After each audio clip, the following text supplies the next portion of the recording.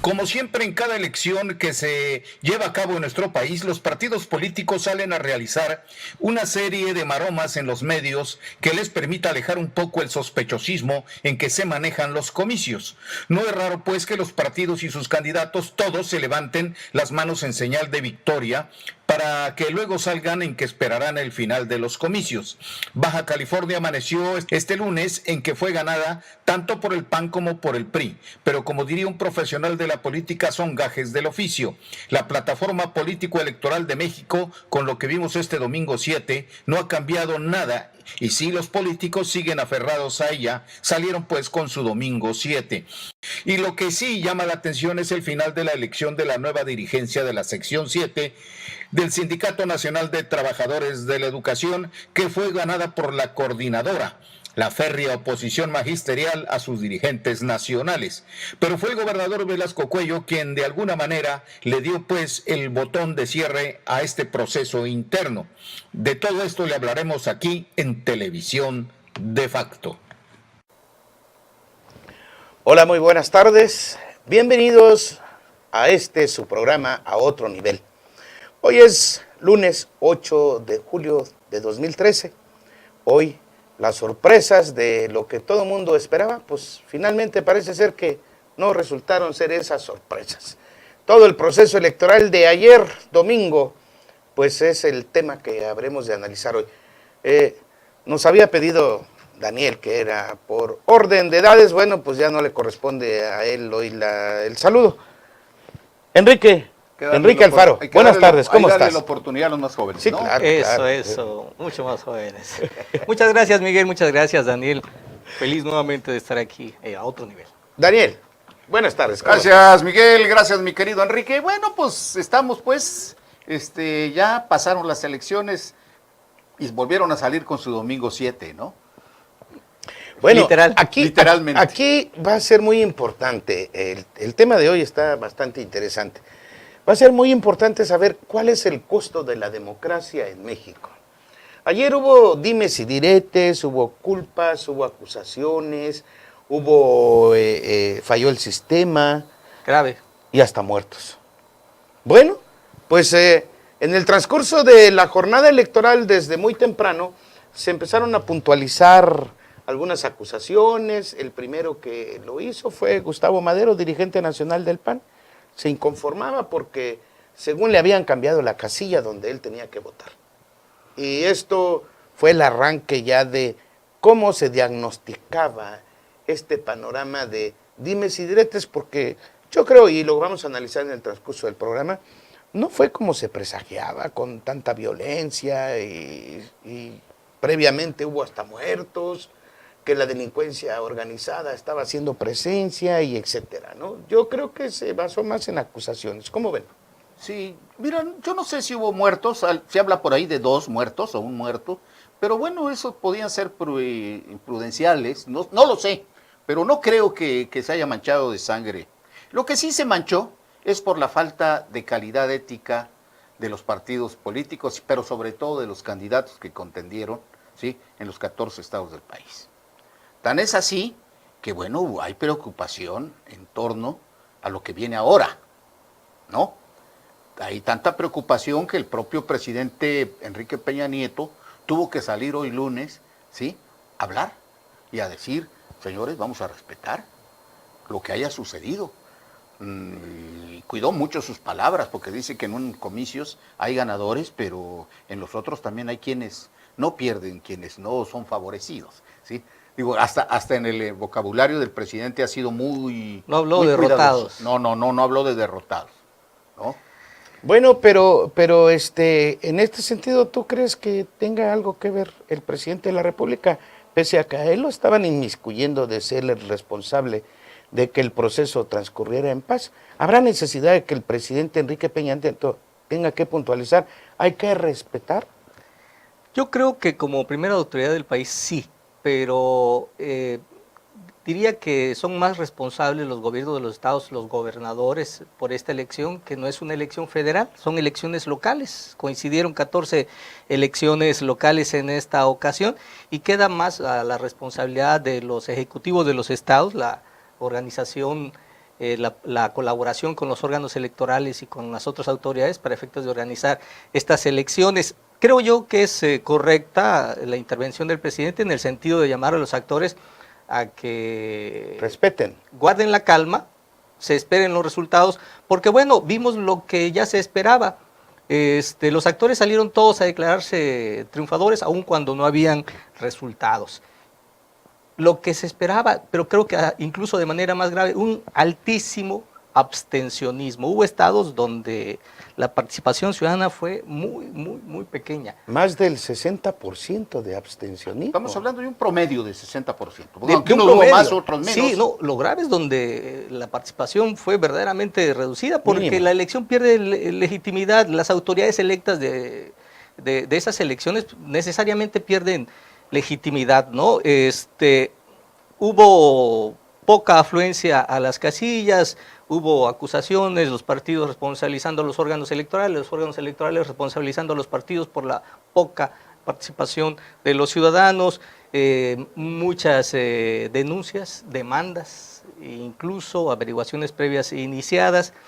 En fin, creo yo que lamentablemente ganó el abstencionismo y los resultados, bueno, muchos todavía están por definirse. Enrique, no sé por qué no me conmueve la frase esa, ¿no?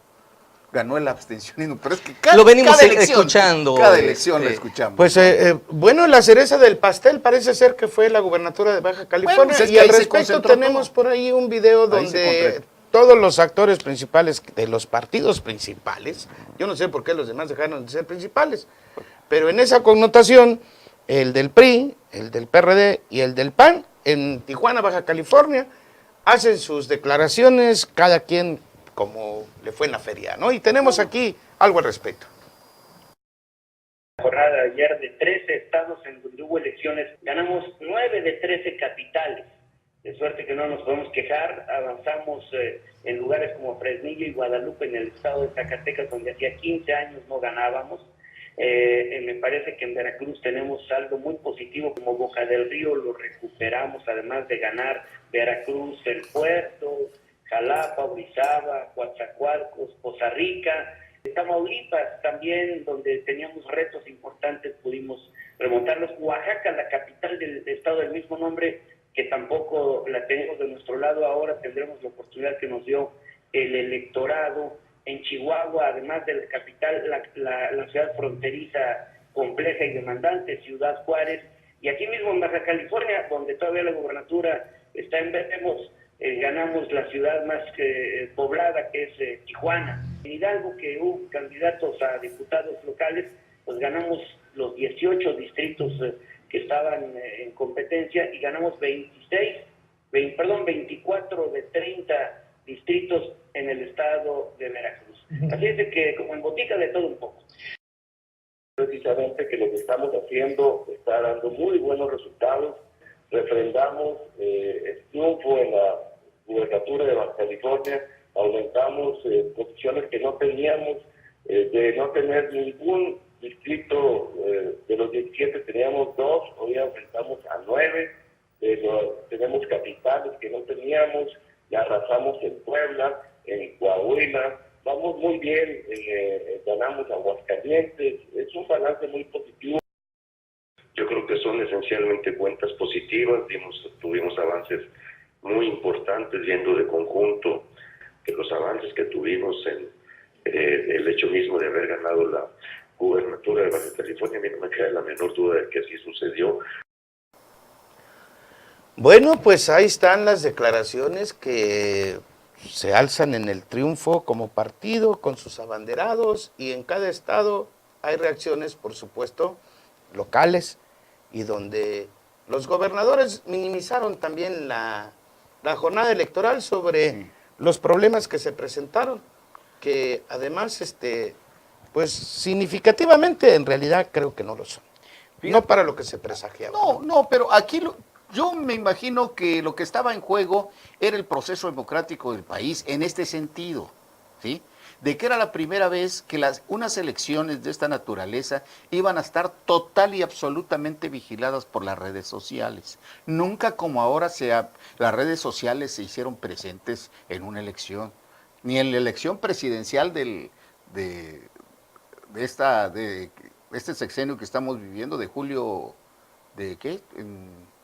Del año pasado, como esta. Entonces, pero además estaba en juego la situación de los partidos frente a un llamado del presidente, del gobierno del presidente Peña Nieto, para organizarse y darle a México, ¿sí?, las reformas estructurales de fondo que necesita si quieren continuar en el siglo XXI, empezando el siglo XXI. Ya llevamos 13 años del siglo XXI y México sigue cargando las falsas o las malísimas estructuras del siglo pasado. No ha cambiado absolutamente nada, mientras que la tecnología ya nos invadió, ¿sí?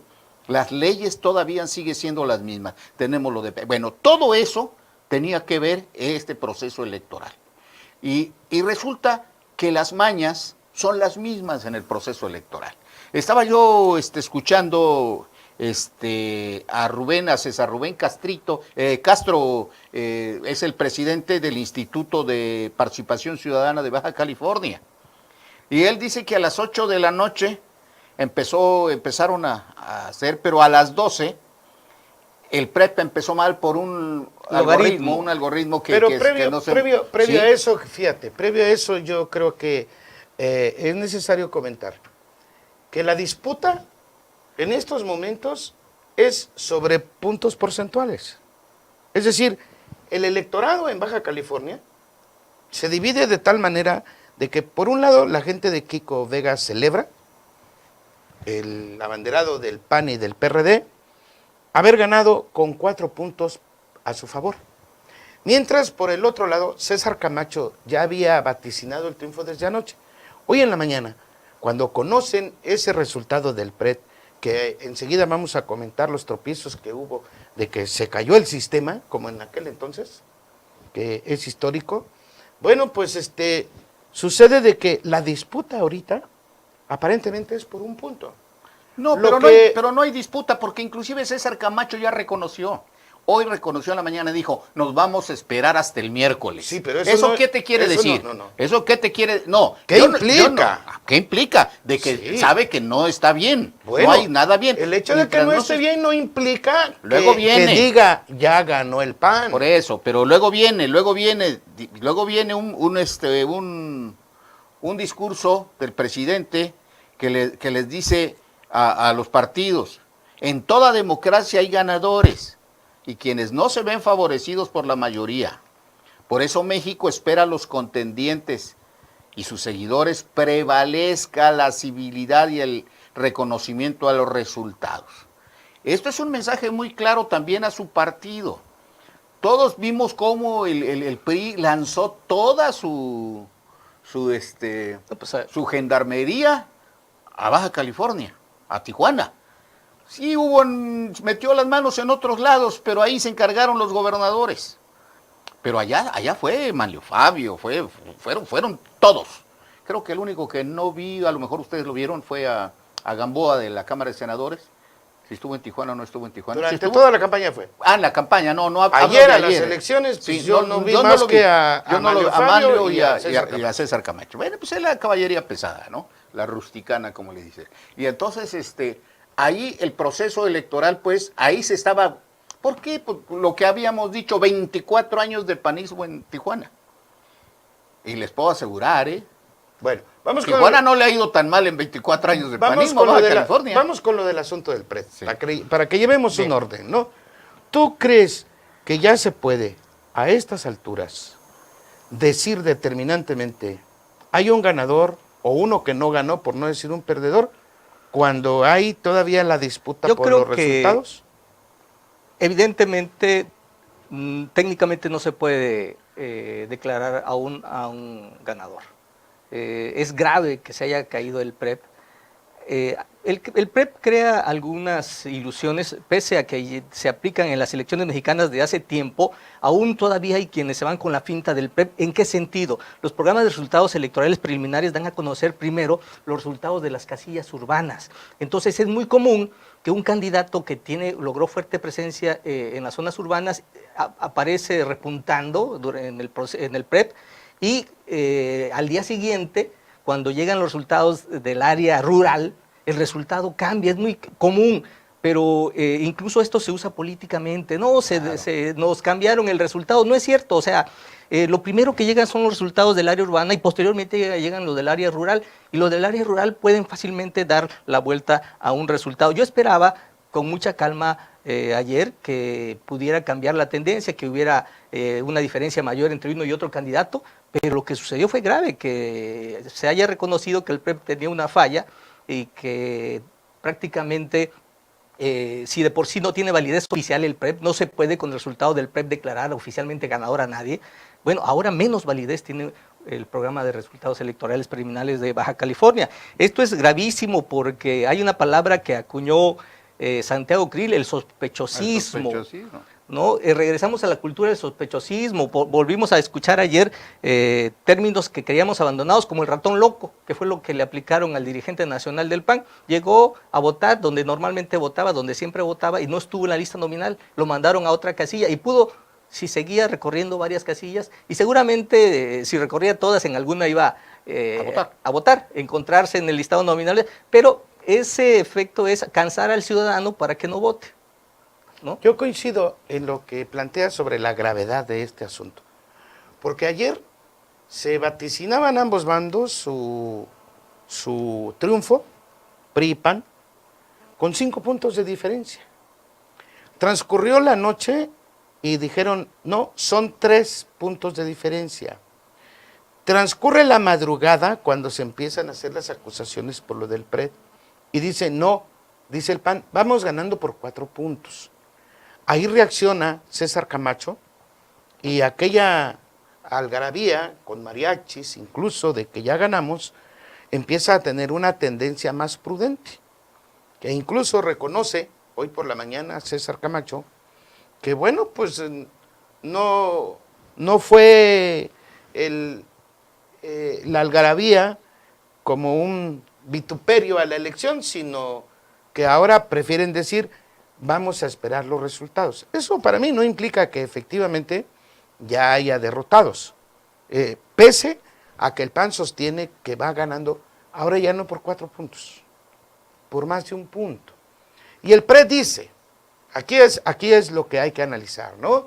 Carlos Treviño, que es el ingeniero responsable de la empresa Proisi, argumenta que la falla consiste en un cálculo equivocado entre los partidos políticos, el cual no estaba sumando el 100%. Y sucede que cuando empieza a fallar el PREP, empiezan a hacer cálculos, pero con calculadora electrónica, ya no con el sistema computarizado. No se les cayó, vaya. Y lo peor de todo es que no les crees. Es la antítesis de lo que debe ser un PREP, es decir, el programa de resultados electorales preliminares debe dar confianza, no debe generarla. Pero el problema es el tsunami que crea. No, nadie le cree. No. Yo te puedo Pues asegurar el mismo presidente, que los bajacalifornianos no le creyeron. El mismo presidente del instituto no lo cree. estatal, lo que tú dices, César Castro. Dice que va a seguir el PREP, pero ellos ya no lo toman legalmente. Tenemos imágenes de eso al respecto y vale la pena verlo. Como la autoridad misma ha dicho que el PREP no sirve, vamos a esperarnos al miércoles. Nosotros estamos terminando el acopio de nuestras propias actas.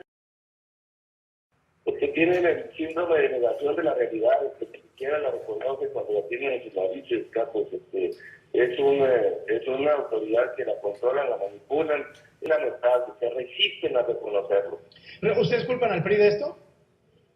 Absolutamente, pues ellos son los que están negando este resultado y tratando de impedirlo. De acuerdo a sus números, ¿por cuánto aventajan en Baja California, de acuerdo a sus actas? Nosotros siempre lo dijimos, nosotros tenemos un margen de 5 puntos arriba.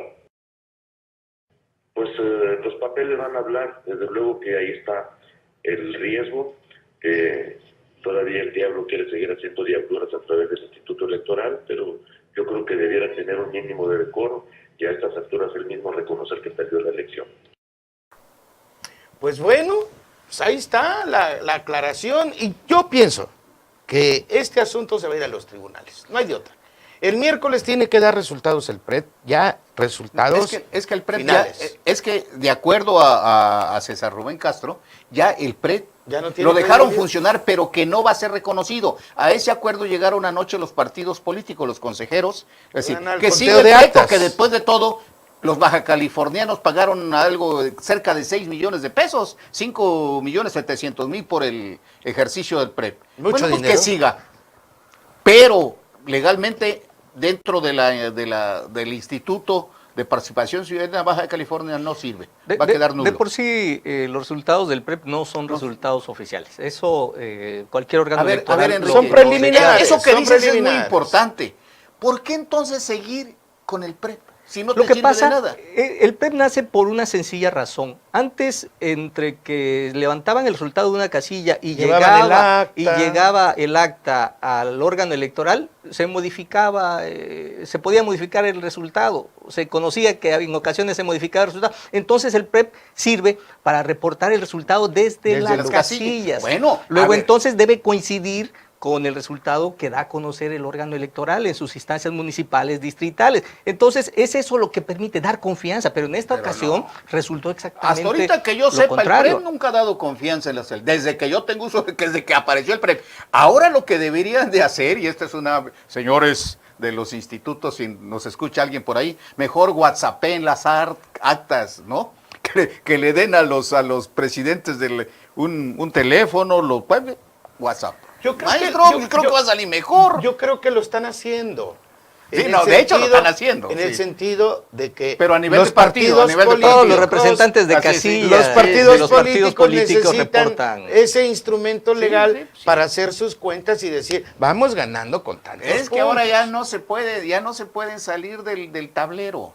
La tecnología y con las redes sociales, las elecciones van a empezar, si no se ponen abusados, y no abusados, sino decentes en el conteo de las actas, van a terminar. No, pero hay híjole. casos exitosos de resultados de programas electorales preliminares. Por ¿Sí? ejemplo, yo recuerdo en el Distrito Federal, el resultado electoral, el PREP, estaba además de hecho a pruebas confeccionado para que... ¿Para que ganara quién? no.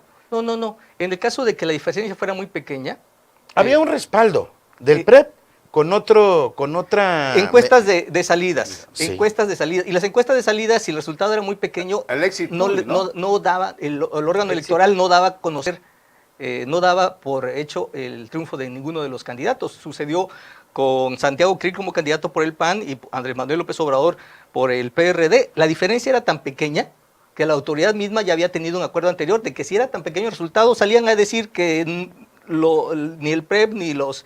Yo creo que al PREP ni le va a pasar, ¿sabes cómo? Lo que le pasó a las encuestadoras, que nadie les creyó, que cada quien hacía su propia encuesta y el PREP va a terminar por Bueno, desaparecer. pero Bueno, hay el algo- PREP es oficial, a diferencia de las encuestas que la contrata quien Sí. sea, pero efectivamente es grave que esté dejando de ser una herramienta que dé confianza en las elecciones mexicanas y sea parte ahora de lo que provoca problemas. Bueno, lo determinante será entonces para este miércoles, por estas elecciones, porque son un ensayo de las intermedias durante este nuevo gobierno priista federal, y obviamente está en juego los gobiernos de los estados con la integración del Congreso de la Unión, que es donde se va a empezar a reflejar cómo va a estar la dinámica futura en las próximas elecciones. Pero lo que sí veo yo determinante es que el PREP no es el referente oficial para dar a conocer al ganador. No. Ha sido un referente. Sin embargo, ante estas circunstancias que ya se están dando y que se vuelven a repetir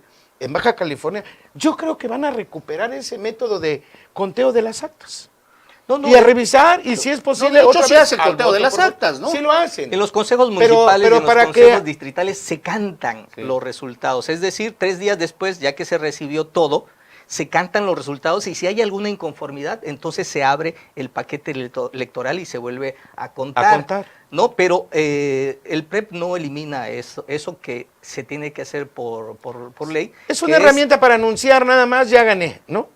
O ya perdí, o ya vámonos por acá. Cuando hay una tendencia definitiva, el PREP da muy buenos resultados. Aquí yo creo que esto Para lo- elecciones competidas es... Enrique, yo creo que esto lo que nos está demostrando es que es necesaria la reforma política, pero ya, para adecuar todos los instrumentos, no solo electorales, sino todos los instrumentos que generan la acción de los partidos políticos, ¿sí?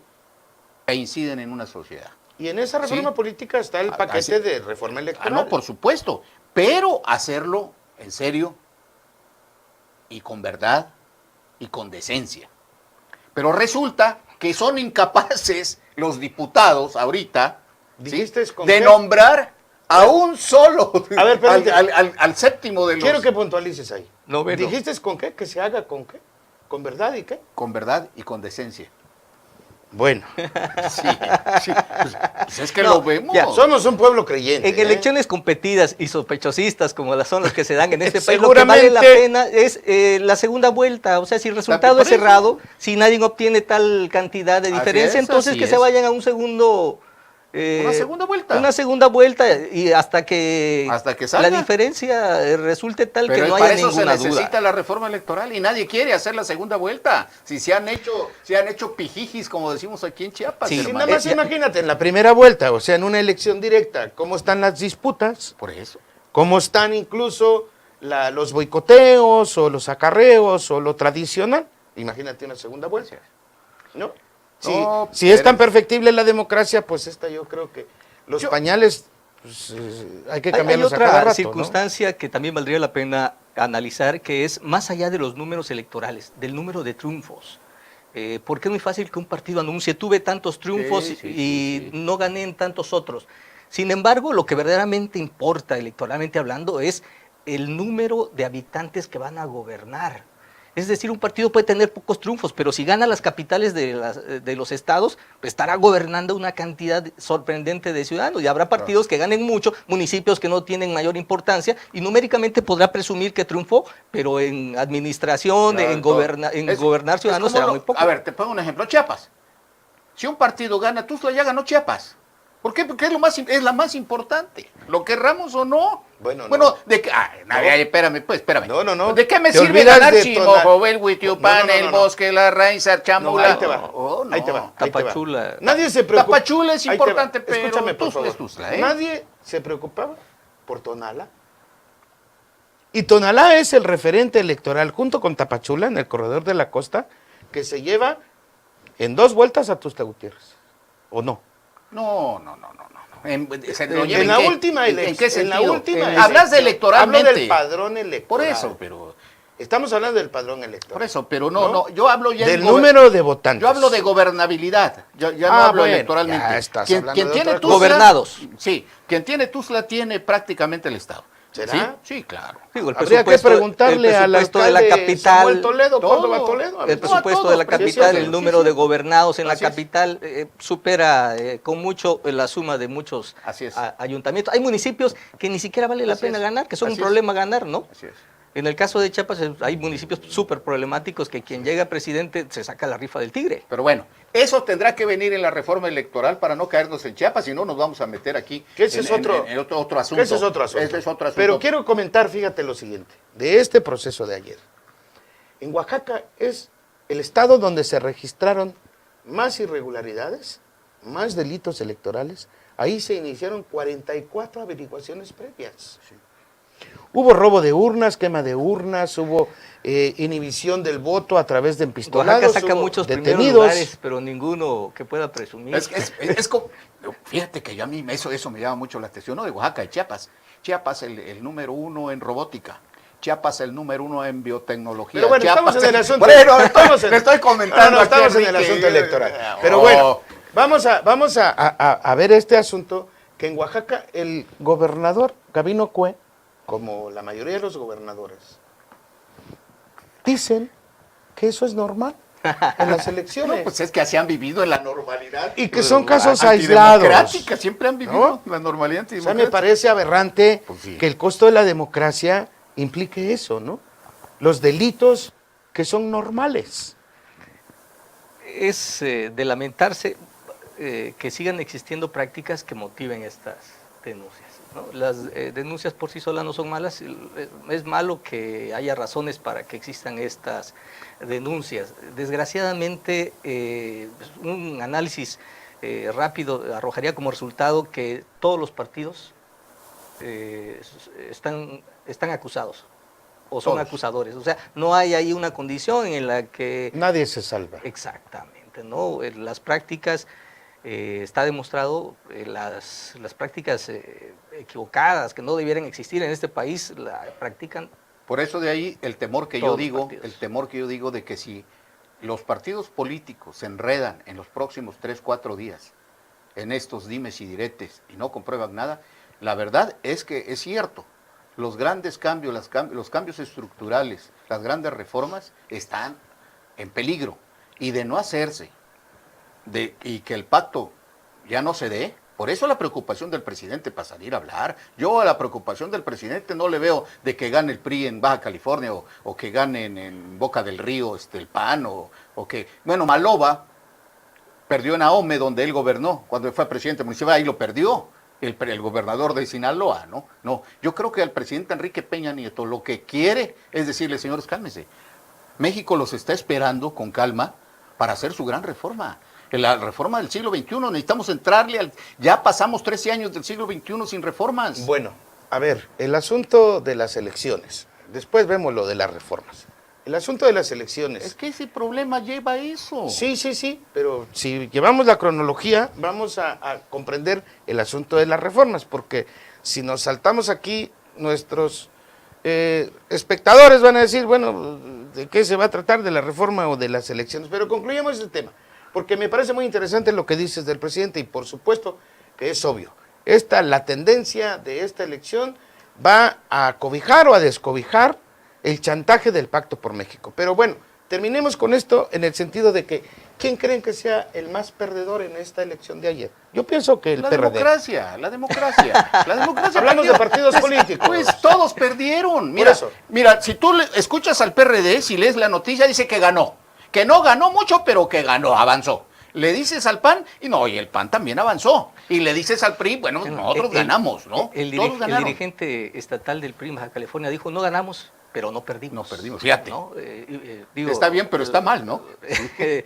Lo cierto es de que la democracia mexicana está pensada para que el que gane no gane todo y el que pierda no pierda todo, pero ciertamente sí es posible decir que en estas elecciones hubo perdedores. ¿Quiénes ganaron? En mi consideración ganaron los priistas con el impulso todavía que arrastra Peña Nieto, que recientemente llegó a la presidencia de la República.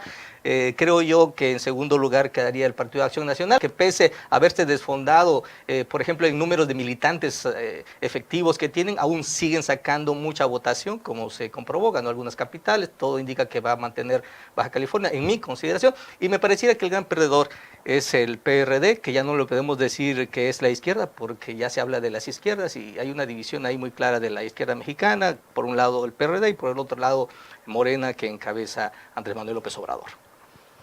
Bueno, pues en Veracruz también se dieron acontecimientos ahí que ya estaban pronosticados, violentos, ¿no? Ahí fue localizado un grupo de panistas. Pero eso fue con antes, 24, antes, ¿no? Eso fue ayer. Fue ayer también. Durante la jornada electoral, porque como entre todos se acusan unos a otros, detectan ayer a 24 panistas en un vehículo, una camioneta, subiendo bombas molotov.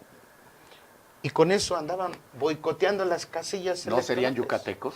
Yo creo que eran bombas yucatecas, ¿no? Pero no, son clasificadas como bombas molotov.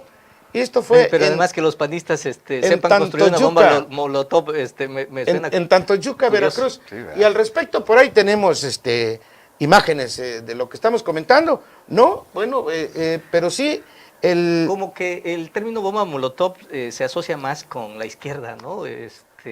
Con refriega, con manifestantes, ¿no? Sí, ¿no? Y con la izquierda, las bombas molotov empezaron a eso. Es que sería muy en las protestas del 68 y eso. Es que que la derecha mexicana ya sepa construir bombas molotov llama la atención cuando menos. Hablando de molotov, ¿no? Con el dirigente Gustavo Madero, pues sí se oye extraño. Bueno, lo que pasa es de que el decir nada más bombas, nos vamos a meter en un berenjenal. Sí, claro. Porque si no lo determinamos, las caseras esas que le echan gasolina y una mecha que están clasificadas como molotov, pues hay que decirla, ¿no? De viejas que han visto en la televisión que les avientan a los pobres policías casi al cuerpo, ¿verdad? Que hacen daño, hacen daño. No, cómo no. Bueno, pues este es el escenario de las elecciones. Todavía falta qué va a pasar entre hoy, mañana y de aquí al miércoles. Aunque el presidente Enrique Peña Nieto haya salido a decir, calma, señores, Calma, que coita. todavía Calma, falta, digo, ese es otro Claro. cantar. Lo cierto es que el principal resultado está en veremos. ¿Qué Está se en le va a veremos. caer? Eso se va a dar hasta el miércoles. ¿Cuántos? No sé cuántos, pero son 7 días o 3 días, 4 días. No, para que los órganos El miércoles. municipales y distritales hagan el recuento, 3 días. 3 días. Y unos 2 días más para efectos de que el órgano electoral reúna y entregue la constancia de mayoría. Pues por el momento así están las cosas. ¿Qué les parece si vamos a unos anuncios? Bueno, Con 4 medidas sencillas podemos evitar criaderos de mosquitos. 1. Lava tanques y depósitos de agua cada 8 días.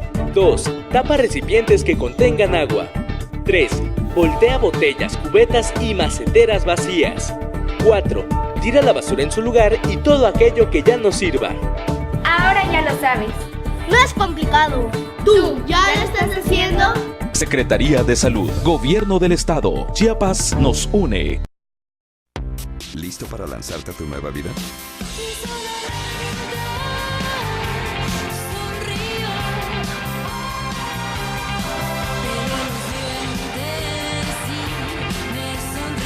Si estás listo, tienes Sonic, Chevrolet Sonic 2013.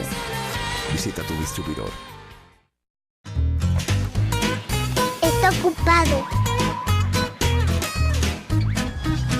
Están ocupados, chavos. Está ocupado.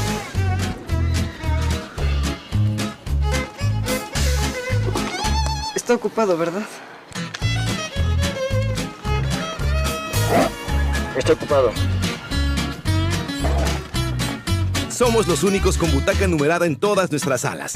Selecciona tus lugares al comprar tus boletos en taquillas, cinépolis.com, Facebook y dispositivos móviles. Cinépolis, la nueva experiencia del cine. Participa en el Medio Maratón Chiapas este próximo 22 de septiembre. Ramas varonil y femenil en las categorías 5, 10 y medio y 21 kilómetros. Bolsa de premiación de 70,000 pesos. Además, si terminas tu categoría, entras a la rifa de un auto. Más información e inscripciones en www.maratonchiapas.com. No te lo puedes perder. Asiste con toda tu familia. Secretaría de la Juventud, Recreación y Deporte. Gobierno del Estado. Chiapas nos une. Pues bien, estamos nuevamente con ustedes y el tema electoral pues ya fue ampliamente abordado porque no hay más que decir. El resultado apenas está empezando, las posiciones políticas de los partidos y sus dirigentes ya se dieron, se seguirán dando todavía, y también el posicionamiento del presidente de la República, Enrique Peña Nieto, que tiene la obligación, por supuesto, de convocar a todas las partes a un estado de civilidad, porque la democracia perfectible que todavía no se logra, pues implica eso, ¿no? Y la obligación de que alguien tiene que meter armonía en este país, ¿no? Sí, bueno, pues hablando de elecciones, el viernes en Chiapas, en Tuxtla Gutiérrez, hubo una elección muy importante y trascendente en la historia magisterial y de su relación con el gobierno del Estado, que desde hace 20 años las huestes del Ballester Gordillo mantenían el control del magisterio federalizado a través de la sección 7. Lo que me sorprende es que Chiapas se incorpora a ese corredor del sur-sureste con los estados de Guerrero, Michoacán, Oaxaca, y ahora se suma Chiapas con la Coordinadora Nacional de Trabajadores de la Educación. Gana el bloque democrático la dirigencia de la sección 7 por 32 votos. Sí, ganó por 32. Previo a esto, todo mundo lo sabe y además aquí lo comentamos en este programa, hubo un encuentro tan ríspido, violencia, hubo secuestro ahí o retención de sus mismos compañeros para obligarlos a votar y al final empezaron a enfrentarse violentamente, que tuvo que intervenir la policía.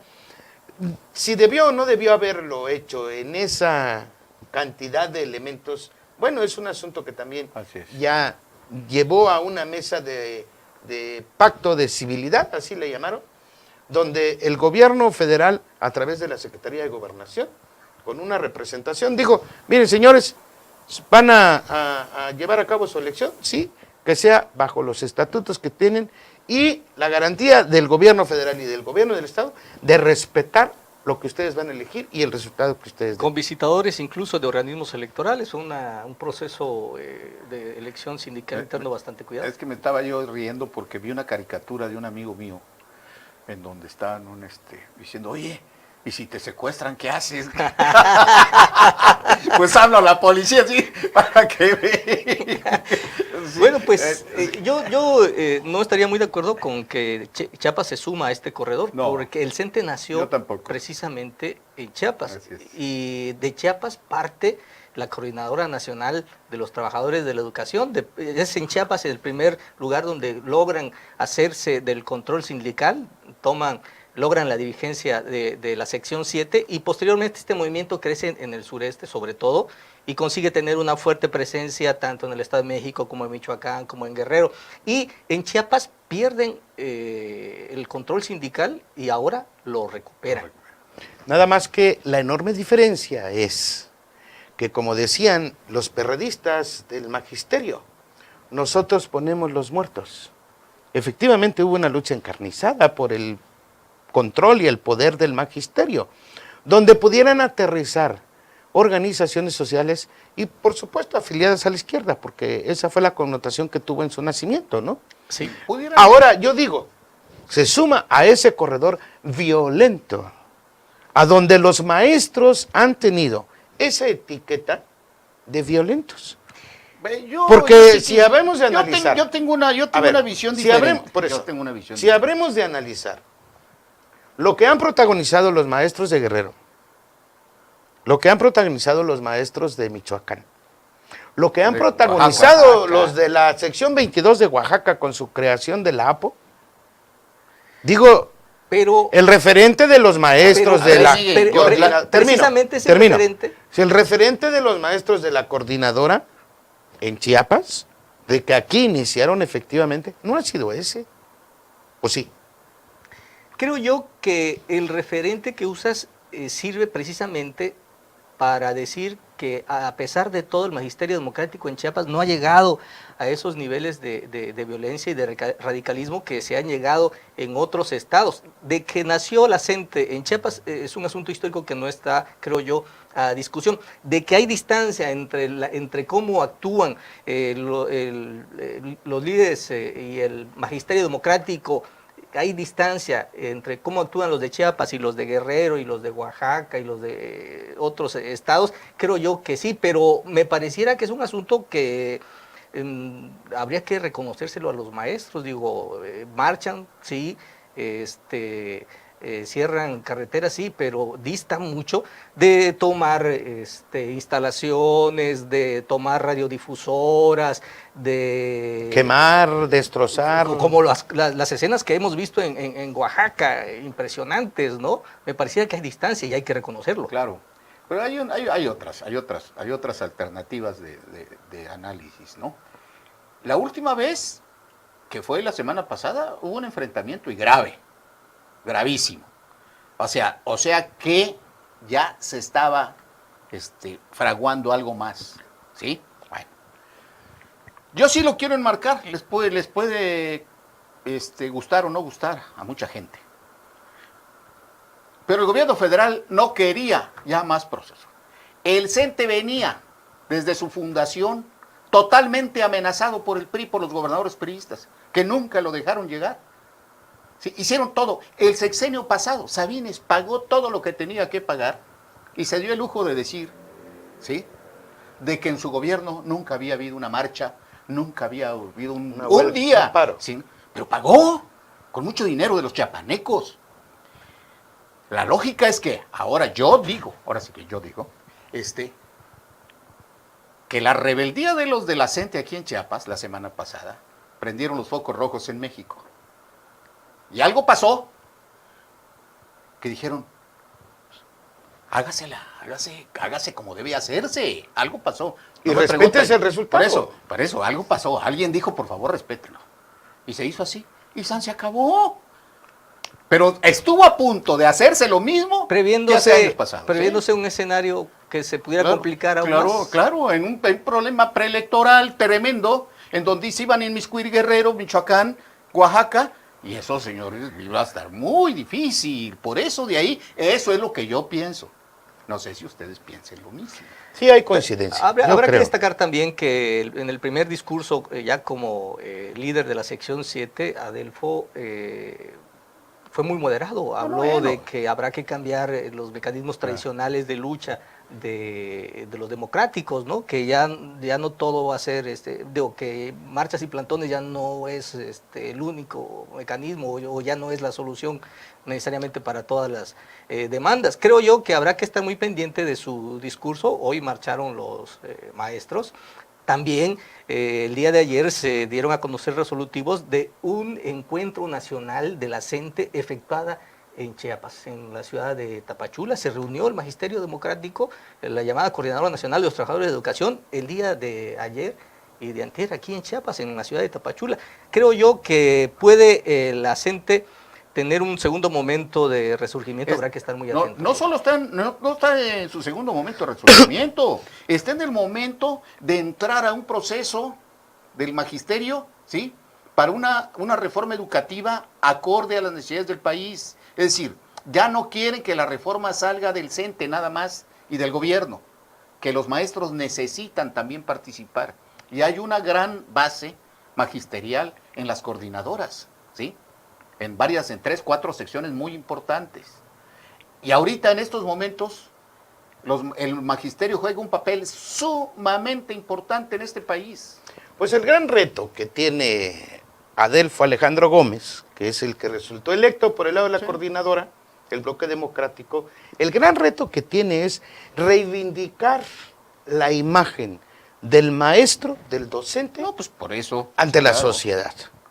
Porque nadie va a mentir, nadie va a desmentir tampoco, que los maestros tienen una imagen muy desgastada, muy negativa, de ser incluso los más flojos, los mejores pagados, incluso borrachos, igual que los llegan políticos, a clase, etcétera. Exacto. Sí, y son políticos, ellos Sí, hacen sí. política. Bueno, sí, y los O sea, políticos y lo hacen también, más sí, cerca que los demás políticos, ¿no? Lo hacen tan cerca que tienen a los padres de familia y a los alumnos, ¿no? En todos los niveles.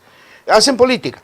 Pero lo que a mí me preocupa es que si no logran restablecer esa imagen de luchadores sociales propositivos, entendiéndose en los términos políticos, es decir, positivos ante la sociedad, organizados para que haya una reforma educativa que aterrice en beneficio de los educandos, que pueda enarbolar efectivamente algunos problemas sociales como la pobreza, como la marginación, ¿no? Y que reivindique también a estos grupos ante la sociedad igualitaria. Yo creo que pero si no hace su papel el es deseable mentor, todo lo que mencionas, sí. Ojalá y hubiera una actitud del magisterio y su dirigencia en ese sentido. Sí, pero lo mejor que puede hacer el maestro es dar educación de calidad. Esa es la gran reivindicación y es lo que necesita, no solo Chiapas, necesitan todos.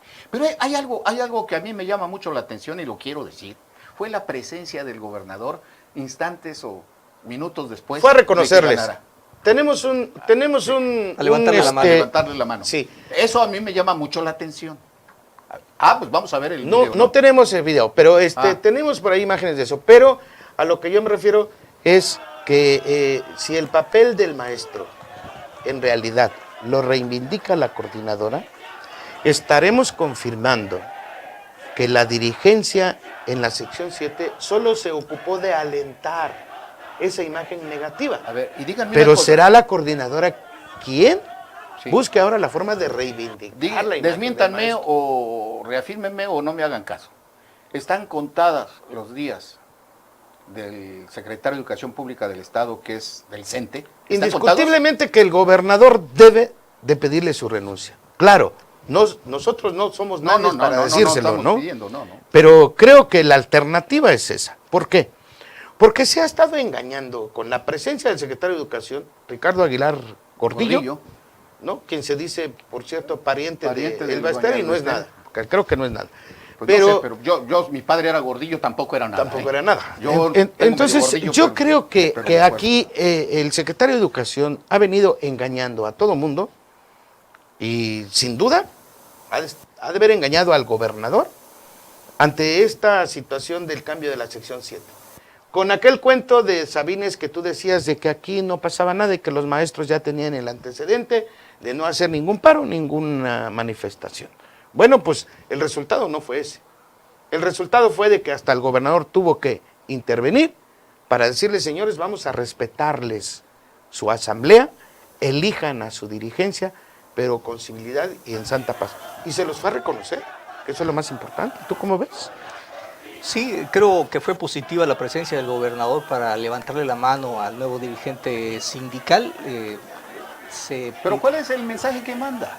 Civilidad, reconocimiento a la voluntad de los agremiados al sindicato, que no deberá estar a discusión, que no está a discusión, pero creo yo que el mensaje principal es civilidad. Es correcto. Y eso, yo creo que eso le da el punto final a ese proceso de elección, ¿no? Yo sigo pensando que algo pasó, que algo surgió de repente, porque las cosas cambiaron, como cambian las lluvias de repente, mira, Daniel, ¿no? lo que haya surgido, sin duda, fue para bien. Porque se reconoce por primera vez, a fuerza de lo que surgió, el triunfo de una corriente que ha venido luchando por acabar con la corrupción, por los malos manejos del dinero público que llega a parar a manos del sindicato de la sección 7, por el tráfico de influencias y el manipuleo de plazas para maestros, en contubernio con los que han sido secretarios de educación. Y con los secretarios de educación y con otros funcionarios. Y con otros funcionarios. Bueno, sí. Porque el problema si también es eso de la que Secretaría dices, de Hacienda, porque es la que suelta la lana. bueno, ¿no? y si eso que dices que algo sucedió va a ser para bien, pues yo creo que hizo bien el gobernador también en alzarle la mano a Adelfo, al nuevo dirigente de la sección 7, porque además este hombre va a tener una gran responsabilidad de que el gobernador del estado respetó su palabra y su compromiso de que llevaran a cabo su elección en santa paz. Muy bien. ¿No? Bueno, pues hablando de Chiapas, es verdaderamente sorprendente, y esto nada más como un refilón, un comentario, que la pobreza y el hambre cobra 6 vidas en San Juan Chamula, aquí en Chiapas. ¿Por qué?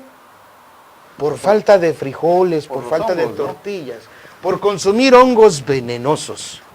Me parece a mí verdaderamente grave. Sí, les cuento. Dos menores de edad más, dos niñitos murieron el viernes. Sí, yo les cuento algo que lo aprendí desde chamaco, en mi tierra, que forma parte de ese sistema de pobreza que hay en Chiapas. Es un sistema de pobreza. Mientras no se le atienda, será un sistema de pobreza. La orejita le dicen, a esos hongos le dicen orejita, ¿sí? Cuando viene la época de lluvias sale y la gente ya la conoce. Pero hay niños o hay familias que nunca han ido a sacar honguitos de las piedras. Entonces, ahí es donde sale. Pero, por ejemplo, a nosotros nos daban machetitos, o sea, tortillas con, que ahora sí, sin quesadillas, antes le decíamos machetitos de orejita. Pues, riquísimos. Y sí. Pero también a unos primos, murieron 2 primos hermanos hace ya 40 años, o 35 años. Por comer orejita, por no haber investigado bien los hongos, hijos del hermano, mis primos hermanos.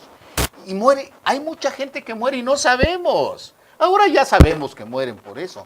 Pero que han habido muertos, niños muertos, que es parte de la pobreza, como dice Miguel, ¿sí? Por comer hongos, por supuesto. De comer frijoles sencillamente, a echarle orejita o hongos, les sabe a otra cosa. Y además son muy ricos en proteínas y eso. Pero esa parte, yo quería contar la anécdota porque, bueno, vale la pena. De que siempre han muerto. La viviste de manera cerca. Han muerto ¿Cómo muchos. ves, Enrique? Verdaderamente lamentable porque además fueron niños los primeros en fallecer y continúan. Fueron 14 personas que resultaron intoxicadas. Los adultos han tenido mayor capacidad de soportar la intoxicación, el envenenamiento. pero es verdaderamente lamentable, lastimoso. Yo le di seguimiento en internet y en el mundo entero se conoció la noticia, todas las agencias internacionales pudieron haber ignorado otra información de Chiapas, pero esa particularmente la destacaron. Hubo una difusión inmensa de esa información, claro, que necesariamente no puede uno dejar de vincularla con la pobreza. Con la pobreza y con la lucha. Por eso les decía que era que parte se ha del declarado contra el hambre. Era parte del sistema de la pobreza. La anécdota de mis primos que murieron por consumir eso pasó en la mitad del siglo XX, cuando nadie lo sabía. Pues bueno, afortunadamente, ahora ya sabemos todos. Afortunadamente, ¿no? La Secretaría de Salud del Estado desplegó un amplio operativo para informarle, sobre todo a las comunidades indígenas, las características del hongo y de los hongos que sí son consumibles y cuáles son venenosos. Creo, pues es una lástima que hasta ahora se sepa, porque eso sí, siempre ha sucedido. Y como decían por ahí, después del niño muerto. Bueno, pero si se va a hacer a partir de hoy, pues qué bueno, ¿no? Como vamos a ver el año que viene, ¿no? Por eso, si nunca se había hecho y ahora se va a empezar a hacer, pues qué bueno, ¿no? Yo pienso que es bueno.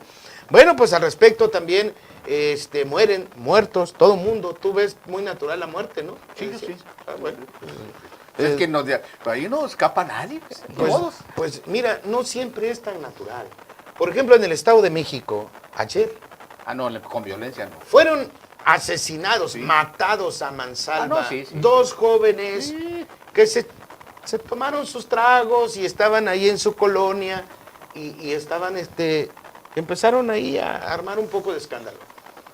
Llegó la policía de Tultepec y se arma el relajo. Al respecto, tenemos ahí una información de nuestro compañero Luis Ayala, desde el Estado de México, desde Tultepec. El homicidio de dos jóvenes en manos de policías de Tultepec provocó que vecinos de la colonia Lomas de Tultepec destrozaran patrullas y oficinas del ayuntamiento en demanda de justicia. Al parecer, los elementos de la policía municipal intentaron detener a varios jóvenes que ingerían bebidas en la calle, pero en el intento dispararon contra ellos, causando la muerte de dos jóvenes hasta el momento sin identificar. Ante esta situación, los vecinos se agruparon y trasladaron a la comandancia, donde exigían que se les entregaran a los 4 policías implicados para castigarlos. Como esto no ocurrió, la gente comenzó a destrozar las oficinas y varias patrullas que se encontraban en el lugar. Hasta el momento continúa la tensión en el municipio de Tultepec. Reportó desde Tultepec, en el Estado de México, Luis Ayala Ramos. Pues ahí está la información de nuestro compañero Luis Ayala Ramos desde Tultepec, del Estado de México. Y es lamentable, ¿no? La muerte es muy natural, pero no en estas condiciones. Es lo que se ha venido diciendo siempre, que hay que capacitar a los policías, porque los policías que llegan a los cuerpos, ahora sí que a los cuerpos policíacos, son gente que muchas veces ya delinquió y nadie lo sabe. Bueno, y a propósito del Estado de México, que nos fuimos muy lejos porque tenemos que empatar lo que acontece también en Tuxtla Gutiérrez. Sucede que el presidente municipal de Naucalpan ordena, David Sánchez Guevara es el presidente municipal de Naucalpan, ordena el cese de 12 funcionarios del organismo de agua potable y alcantarillado de Naucalpan. Fíjate. Porque se vieron implicados en una denuncia por fraude, hicieron manejos ahí internos, desvíos de recursos, etcétera.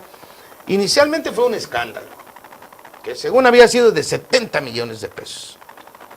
El presidente municipal, David Sánchez, ordena que se investigue y se detecta que no fueron 70 millones de pesos, que fueron 80 mil pesos.